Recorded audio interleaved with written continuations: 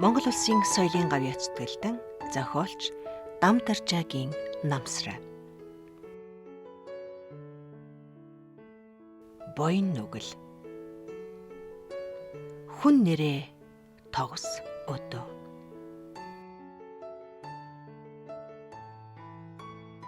Дэрстийн хүрээний баруунтай нэгэн овоо бий. Гигэнт мэндэлсэн газар гэж домог үүссэн цагаас л хүмүүс энэ овоог босгосон хэрэг. Чухам ямар гигийн хидийд мэндэлснийг хэлж мэдэх хүн үгүй. Цөөн тооны настайчуудын ярих нь тэр гигийн энд мэндэлснээс биш манай энд тодроогүй. Манай нутгийнхны буян заяа дутахад эрдэм чадлыг нь ойлголгүй илий балай гэж түүнийг гомдоосноос жагрын орныг зорж тэр газартаа цааларсан юм гинлээ. Бэлэвсэн ядуу бүсгүй ганц хүү нутгийн олонд гомдлохдоо нэг л шүн хар гэрээрээ сор залчхаад ээжигээ аваад бурхны хөлөөр отсон юм гэдэг. Тэр цагаас гэрийнх нь бойрон дээр шав тавьж, элбэг баян аз жаргал, буян заяа хүссэн хүмүүс үнс чандар шороо чулуунаас нь авдаг болсон юм. Одоо ч гэсэн хол айрын хүмүүс дайрч өнгөрөхдөө эс шорооноос нь боож авч л байдаг гэж тайлбарлана. Харин зууж ахсан нэгэн эмгийн л ганцаараа өөр домог хүрнэн үүнийг олны сонорт хүргэх нь майнын хурд эргүүлэх мэд үлзийт үйл химэн сүслэн намжилж байлээ. Буян хишиг аривч болтугай. Тавьд өгсөн бэлэвсэн авгай дунжаа хүрээ хийдийн хаяа бараадан олон жил амьдарч. Огийн ядуу харж хандах ах дүүсч үгүй тэрбэр залуу насандаа бэлэвсэрч аягийн чинээ навсархай бор гэр тохон чинээ үрээсийн өөр миний манай гэх юмгүй хоцорсон гэдэг. Хэдий тийм боловч сэтгэлийн сайхнаар хорвоог туулан айл амтны ус тэлэнд дэм болж тарианы гурил нүдэж гутал боллон дээс тамж ажлын хатуу хөвтүүд хуруугаараа монитл зүтгэсээр арайч гуйлагчин гээгдэлгүй зарц нэрэгч зөөлгүй бор ходоодоо борлуулж боцлог үрээ өсгсөн юмсанч. Царай зүс гоц гойдгүйч эдэр насанд нь элдвийн ирчүүд татаж инээ тэрэ болж байсан хэдийч хинэнч жаргал өгсөнгүй. Ятуугийн зовлон яй гэхв. Хоног өдөр өнгөрөх тутам дунжаа зожиг хажиг болж эр эмийн явдлыг жигшин зэвүүцсээр бие сэтгэл бүр мөсөн хөрчээ. Орчлонгийн явдлыг огоорсноос нь ч тэр юм уу бүүмэд дунжаа дар их гэж тохуурхан хочилсон нэр хаанаас ч юм гарч хүмүүс ингэж л доотох болж. Дунжаа тохуурхлаач гэж гомдолсонгүй, өргөмжлөлөөч гэж баярлсангүй, өнөөхөл бүхнийг твжигч номхон хүлцэнгүй зангаараа энэхүү нэрэндээ тасчээ. Дунжаагийн сэтгэлийг дэвтээж, орчлонг уучин баян болгодог гэрэлт нар болсон хүүн аливаа гай түүтгэрт өртөлгүй 10 насыг хүрчээ. Эххүү хоёр бие биений инхрээлэн хайрлах нь туйлгүй. Мөнх тэнгэр гэсэн эрхэм нэрийг чихэнд нь гурвантай шивгнэн хүүдээ хайрлсан гэвч энэ нэрээр нь үл дуудан миний бурхан, миний тэнгэр гэж өргөмжлөн. Хүүч ээждээ эрх хонгор нь хязгааргүй. Миний сайхан ээж, миний гоё ээж, миний хөөрхөн ээж гэж өвөр дээр нь эрхлэн дайхарсан үсийг нь илж холцрууцсан хацрыг нь үнсэн. Тэр бүхэнд уярч хайлсан дунжаа нулимс цэйлэгнүүлэн хоолойн зангирч хүүгээ өглөн гайгүй дээ. Дайх дормоор дахан дор эр гэдэг миний хүүч ээждээ ерөөл буйнаар ирсэн бурхан юм шүү те гэж өхөөрдөн. Дунжаа хүүгээ 8 нас хүртэл нь хөхнөөс гаргаагүй юм. Тиймээс хүүн 15 нас хүртлээ ээжийнхээ мөмөнд үнэн голоосоо хайртай хизээнил хэртэй бор гараа ингэр цээж рүү хийчихсэн маажж малтажсан. Тэр хоёр ийхүү бие биений эрхлүүлэн таална. Өдөр шараа болоход хүүгийн нар нь гархан тэр Хуучин хувцас хунар чихсэн ганц бор авдарнаас өөр хогшилгүй бор гэрийнхээ зүүнтэйх модон орон дээр ээж хүү хоёул унтна. Ээжийнхээ халуун өвөрт шигдэн хайрыг нь булаасан зөөлөн хөхийг атган унтах шиг тансаг жаргал хүүдэггүй. Тэдний гадуур гарахад эх хүү хоёр зай завсаргүй дүнгэр ярилцсан. Ээж, таны үнэр ямар гоё юм бэ? Миний хүүгийн үнэр бас их сайхан шүү дээ. Алив, миний бурхан наашаа бол шүн дааран шүү. Хуучлах нь онгойчхож, пөөх, миний хүү ямар өндөр болж байна. Том бэр болох нэ. Иви. Хөлийг минь хучиж, ясыг минь барих ганц эрдэн минь дээ гэж. Ээжийн би ямар дулаахан, яасан зөөлхөн гоё юм бэ? Иви, хүүдээ сайхан юм байх та. Миний хүү өнөөдөр ээжигээ их хүлээв. Зөндөө хүлээсэн. Юунд уйлсан юм бэ, миний бурхан? Ирэхгүй явчих юм биш байгаа гэж бодоод. Ээж нь ийм сайхан эрдний орхиод хаашаа явах вэ дээ? Халуун наранд хүүгээ ангачих болов уу гэж санаад л дагуулж аваагүй юм. Ээж нь өдөр жөнгөө аргал төрсөн. Маргааш намайг дагуулад яваарэ. Тэгнээ, ээж нь хүүгээ үүрээд явна. Маргааш хоёлаа Жамбаа ахында наас авч өгнө. Ээжээ, та өнөөдөр эцээ юу? Гайгүй. Там болоод таныг би дандаа үүрч авна. Отоохондоо миний бурхан, отоохон. Удахгүй тэнгэр багандсан ир болно. Ээж нь жаргах цаг ирнэ. Хорвоогийн явдал ээлж халаатай гэдэг. Ийхүү ярьж байхдаа хүү аз жаргалтай хүмүүсийн тухай бодов. Нэгэн удаа дэрсдийн хүрээний гигантэн хишиг хүртээхэд яасан сайхан өгөөмөр хүн ямар их барагдаж хорогддоггүй идэ ундаатай юмтэй гэж хүү гайхан биширснээ эргэн санав. Ээжээ, би том болоод гигантэн болно гэж хүү гинэт хэлв. Байг миний хүү алдс солно тэгж ярьж болдоггүй юм. Та өөрөө намайг бурхан гэдэг үсттэй. Миний хөөч ээжтэй бол бурхан л та. Үгээр юмыг яаж мэдэх вэ? Миний хүү гигантэн болох ч юм билүү гэд их нь санаа алдав. Тэгснэ. Манай бандит гигант чинь өөрөө ятуу өвгний өргөмөл хүү байснаа л гигантнэр тодорсон юм гэдэг гэж хэлв. Яаж гигантэн болсон гэж химэн хүү шалгав. Имэйл мод хийдэг ядуу мужаан өвгний айлаас үрчилж авсан ганц хүү байсан юм гинлээ. Нэг өдөр 5 настай хүн аава та гэр орноо янзалж хогш ороогоо шүрд. Өнөөдөр олон хүн ирж намайг гигантэн болгож залах гэж байна гэж хэлжээ. Амны алдас болох гэв чи. Зүгээр гарч тоглол гэж эцэг нь загинсан юм байж. Тэгтэл үнэхээр тэр өдөр морь унаа хөсөг тэрэг бүхий өдий төдий лам ноёд залран ирж хүү гигантнэр тодруулан авч авсан юм гинвэлээ. Ингээд л хүү гигантэн болж сүсэгтэн олныг эвгэн өвгөн эцгийгээ жаргуулсан юм гэдэг гэж хүүдээ ярьжээ. Аз гიშгийн тухай амттай сайхан энэ ярианаас үүдэн эх хүү хоёр унттлаа гигантны тухай ярьж тэр шүнжэнгөө хүү гигантэн болон зүүдэлж магнит торгоор эхийгээ хучин махс уу идэ будаа өмнө нь урж ядуу зүдөг бүхнийг дайлж цайлж өгөөмөр хишгийг хүртэн суува. Өглөөс ирмэгц хүүгийн сэтгэл гонсон амтд сайхан зүудэндээ үтсэн бүхнийг нь мөрөөдөн гайхшин баравдав. Тэр өдөр хүү ээжтэйгээ явахгүй гэртээ үлдэнэ гэсээр гэртээ үлдэв. Юрос тэр өдрөөс хойш хүү ямагт гэртээ үлдэх болсон нь эхийн гайхшиг төрүүлв. Хүү ийхүү өдөржин ганцаараа бор гэрийнхээ сүүдэрт цаг нөхцөн унтаж сэрж орж гарсаар орой болгохдоо өөрийг нь гигантнэр тодруулахаар ирэх хүмүүсийг харуулдан соодог юм санджээ.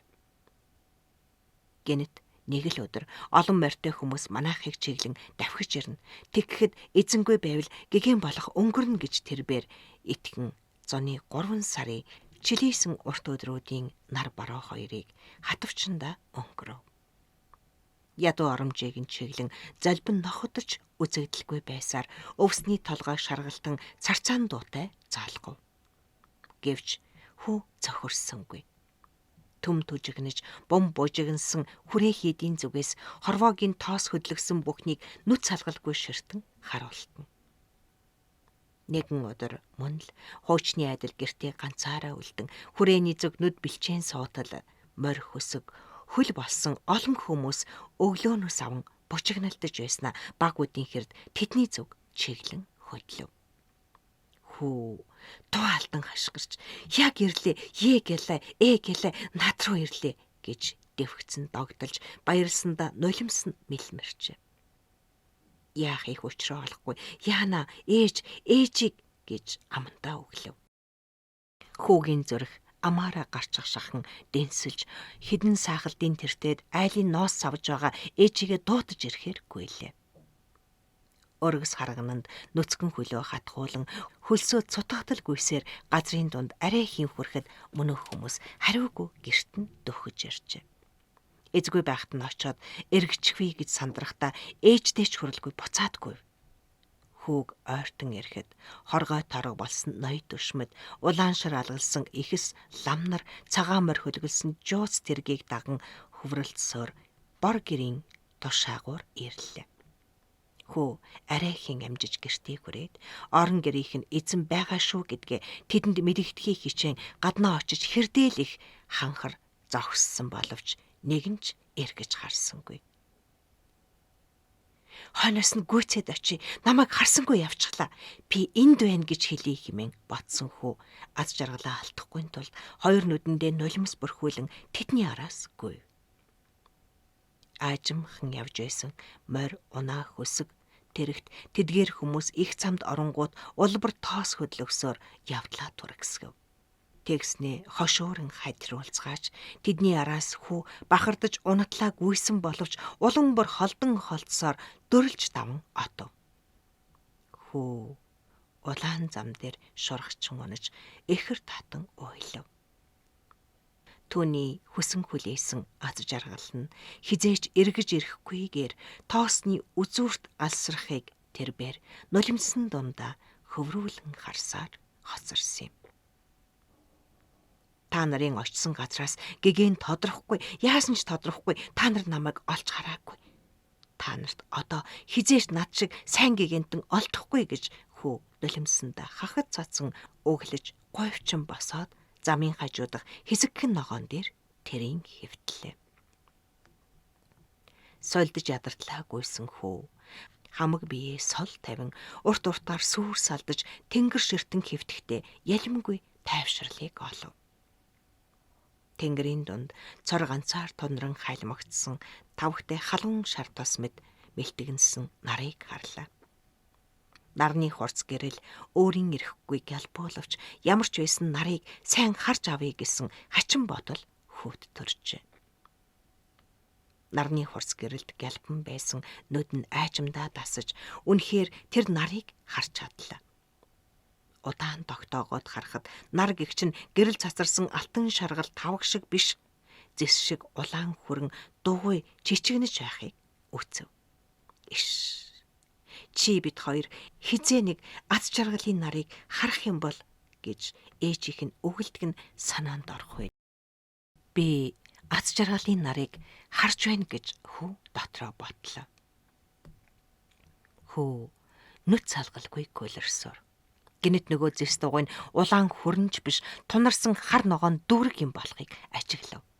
Сүүлдээ удаан хараад байхаар ногоонч биш тас хар өнгөтэй шатсан зоос шиг тийм юм болж өцөгдөх нь тэр. Нар бол яа харахгүй шатаж байгаа хар дугуй юм байна. Түүний гэрэлд бид амьдран суудаг юм байна гэж хүү бодоод чилсэн нүдээ тас анилаа. Ялимгүй өндийж эргэн тойрноо харах гэтэл юу ч үзэгдсэнгүй. Нүд нь харанхуйлав. Дахин нүдээ анилаа. Тэнгэрийг алдалж мөнөөх нарыг тэврэх гэсэн мэт хоёр чүргэр гараад илгэн альжаалыг нь тайлж тэр мөртөө унтаадаг. Замын хажуугаар армаг тармаг өвс ногоо цахилдагны хідэн бутан дунд байгаа түүнийг хитгэн алхмын цаанаас боловч хинч анзаарч харамгүй. Бууцанд хоцорсон шагаа шиг тэрбээр тийм жаалхан нэгэн амтан. Гэхдээ л өнөө сайхан зүуд аанал эргэлдэн гигантэн болон олбог төршлөгт заларч ядуу олноо хишиг буйна хүртээсээр. Омголцсон уруул дээр нь инээмсэглэл тодрон зөөлхөн нэвтэрч хэр даг болсон цамц нь эгшин зур сэвгэр сайртай хөлнийх нь шалбархан хатсан цусан дээр хар ялаа бужигнана. Гэгэнтэн зүүд нойрон дундаа жаргасаар. Тэр өдрөөс хойш ээж хүү хоёрыг гай зовлон улам нэрвчээ. Хээр унтаж наранд зохиулсан мөнх тэнгэрхүү сайжрлыг авалгүй намарчинга өвдөж шаналгасаар эцэст нь үүртийн элий балай болжээ. Тэрэл цагаас хойш Дунжаа аль насандаа хийсэн үйлийн лай хизээ хийсэн нүгэл намайг ингэж залхааж байдаг юм болоо гэж хов тавиландаа гутран майны мэгзэн мэд өглөж явах болов. Мөнх тэнгэрхүүгийнх нь нэр нь орчлонд мартагдаж Дунжаагийн балай хэмээн тохуурхал доромжллын амьд тоглоом айл айлаар хэсүүчлэн тэнэх болжээ. Эхүү хоёрын тухайд цэцэг навчис дэлгэрсэн хорвоогийн зуны өнгө цусыг үтсэнгүй. Хүний сэтгэлийг уужруулах урин хаврын уян гэгшгийг сонссонгүй. Мөс цасан дуулахтай мөнгөн өвлийн гоо сайхныг мэдэрсэнгүй. Айраг цагаа дэлгэрсэн тосон намрын шим шүүсийг амталсангүй. Гэвч хорвоо дэлхий эргэлдэдгээрэн эргэлдэж хоног өдрүүд ээлжилдгээрээ ээлжилж цаг хугацаа орссаар.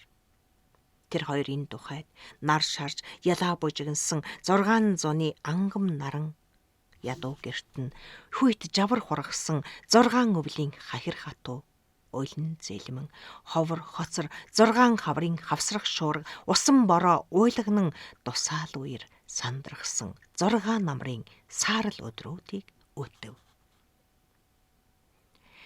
16 хүрсэн Дунжаагийн балай шүлсээ савруулан ус гүйлгэнэж гөлөрсөн нүдээр эн тэрэг ангаан ширтэж хүний ой танд оромгүй дими солиотой юм чалчин хэсүүчлэн.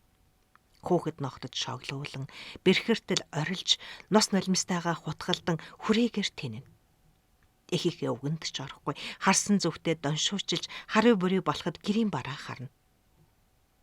Хэдий тийм боловч Дунжаа хүүг нь өчүүхэн төдий доромжиж давхурсан хэнийгч болов тасчин хаяхаас наагур өмөөрөн цамнана.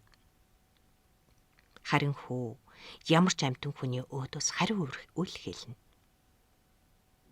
Балчирхан хүүхэдэд задуулсан ч орилхоос өөр гэмгүй. Уй уй толгоогоо дайлтжуулж шилээ шөргөн өрөөсөн гараа өвөртөө хийгээд солгой гараараа хандсан бүхнээ чичлэн би гэгэн болох байсан юм ээжээс л болсон ээж л гэртээ байгаагүй угаасаа би гэгэн гэж бувтан амтны инээдэм ханиадан болно. Энэ үгс ямар учиртайг их нь үл ухах тул тийм л байлгүй. Эрүүл байсан бол миний хүүч юу ч болж болох байсан. Заяа муутай би л тахлыг буруу өргөчихсөн юм бэлээ гэж өглөнө. Заримдаа хүү тэнгэр өөд зааж нар бол хар шүү дээ. Яг хар байдаг юм. Түлэнхий дугуй хар юм байдаг юм. Би үтсэн та нар мэдхгүй гэд ямар нэгэн юмнаас айж жихүүцэх мэд дагжиж чичрэнэ. Хүмүүс хөхрөлтөн шоолоход үнэн нар чинь хар байд юм. Та нар бүгдээрээ тэнэг юм ойлгохгүй балаа юм гэж уурлан цоохолтно. Хүлээгээрээ хүй, хүлээгээрээ. Би энд байна. Гэгэнтэн чинь энд байна. Би байна. Энд та нар сохрууд та нар эндээс гэгэнтэн олохгүй гэж харааж орилсоор оотно.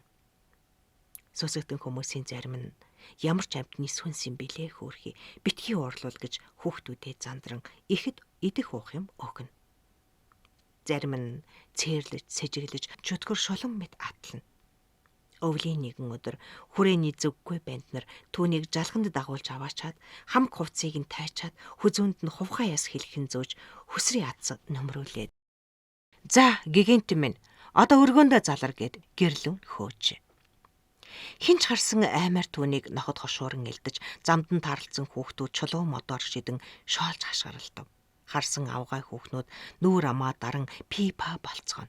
Хүзүүндээ хүсэр яс зөөж аацаг нөмөрсөн хөө орилон уйлан хөр цасан донтор ээжээ хэмээн бахирсаар давсархай гэрлүүгээ гүйн.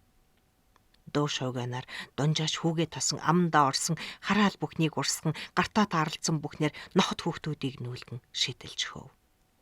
Хүүгийнхээ хөлдсөн хөлийг совилж хэд хоног болсны дараа Хүүгээ би хинт ч доромжлуулж, хинээч тоглоом болохгүй гэж бүхнээс өмгөөлөн хамгаалагч Дунжаагийн бич доройтов.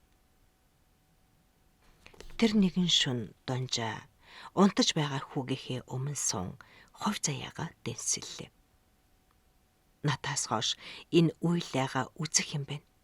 Хоёр биенээ ингээд л дуусгая гэж шийдэн гэрийнхээ бүсний дээсийг тас огтолж гогцоолдон нэгэнтээ үдсэн боловч хүүгээ өрөвдөд гар нь хөдөлсөнгүй.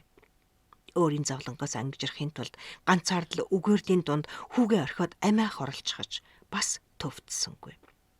Нөгөөтэйгүр нутаг усныхны сэжиг цээр төрүүлэн нүгэлт явдал болохоос эмээч.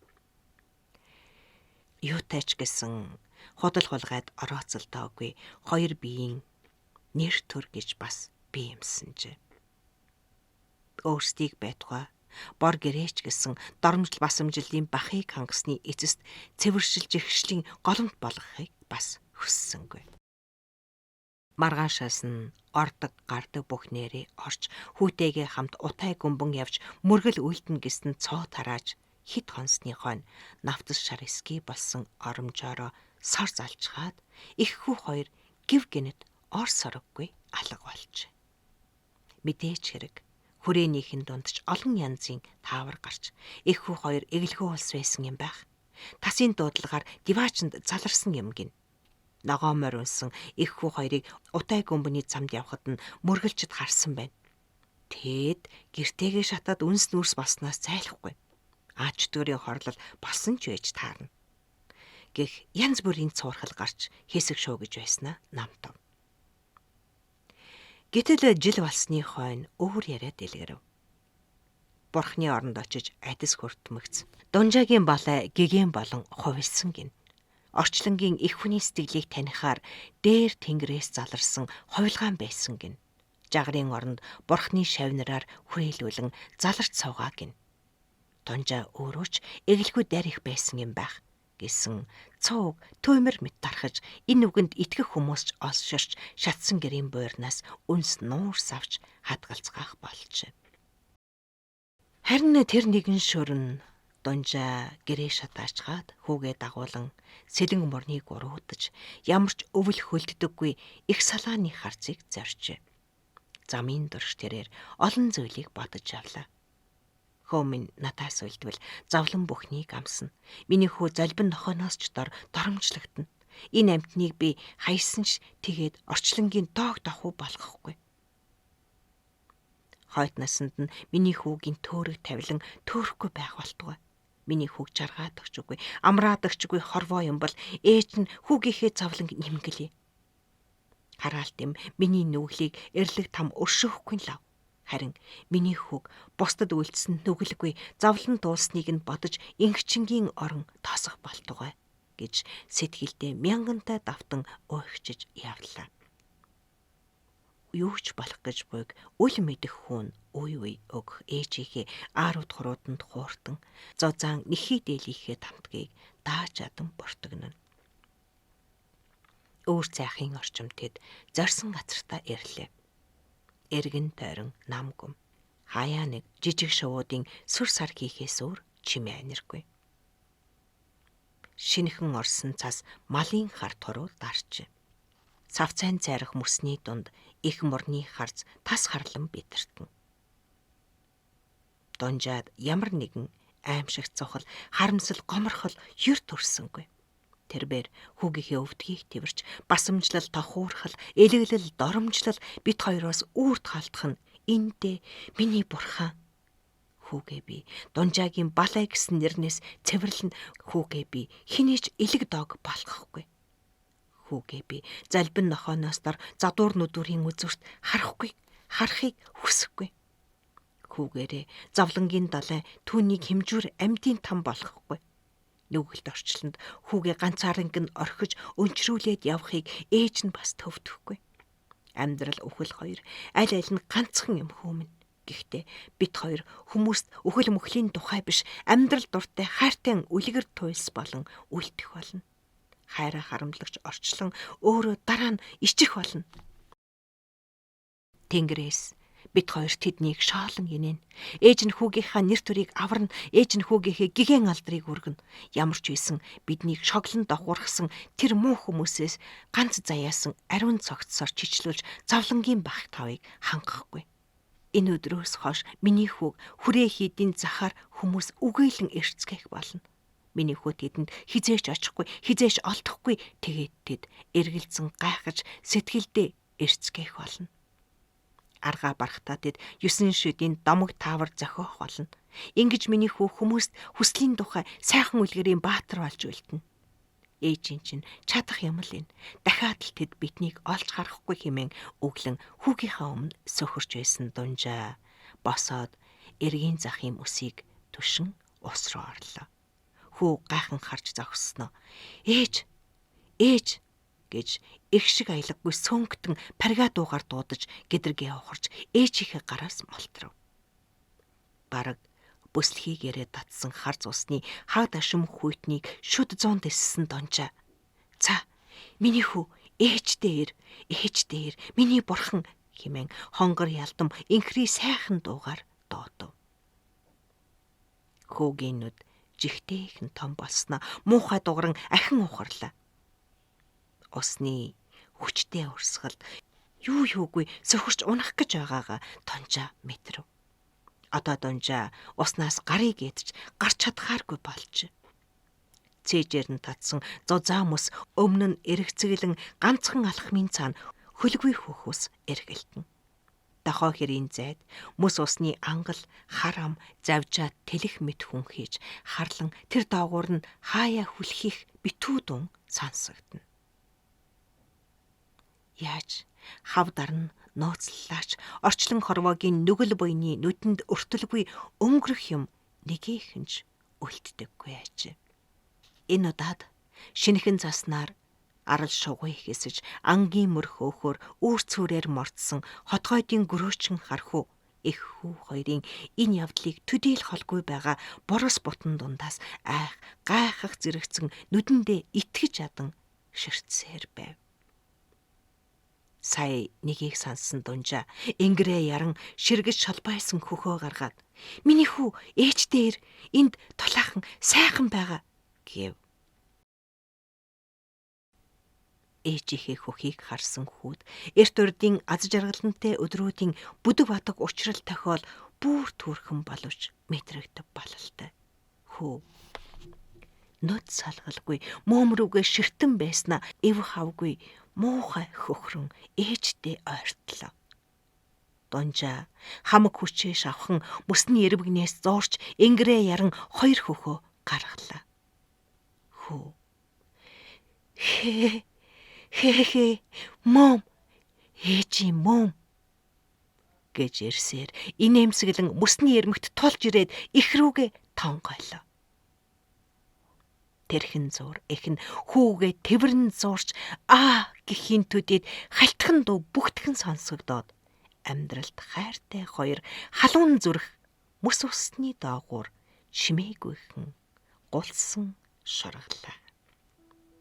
Энэ бол төгсгөл биш харин эхлэл байж үлгэр ингэж эхэлсэн юм санжээ.